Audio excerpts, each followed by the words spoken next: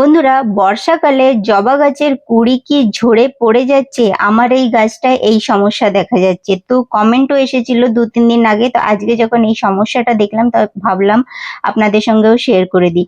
যদি বর্ষাকালে এরকম কিছু দেখছেন তো সবার আগে ড্রেনেজ হোলটা চেক করবেন, কারণ ড্রেনেজ হোল যদি ব্লক থাকে তো অনেক সময় অনেক বেশি সমস্যা হতে পারে। দ্বিতীয় নম্বর, নিউট্রিশনস দিয়ে দেবেন। 10 ইঞ্চি টবের জন্য 1 চামচ এনপিকে 10-26-26, 1 চামচ এপসাম সল্ট আর 1 চামচ সিউইড মানে অনুখাদ্য। এই 3টে খাবার দিলে একটা কমপ্লিট নিউট্রিশনস হয়ে যাবে, আর আপনার গাছে যে সমস্যাটা আসছে সেটা হবে না। মাটির সাথে ভালো করে সারটাকে মিশিয়ে দিয়ে ভালো করে জল দিয়ে দিতে হবে।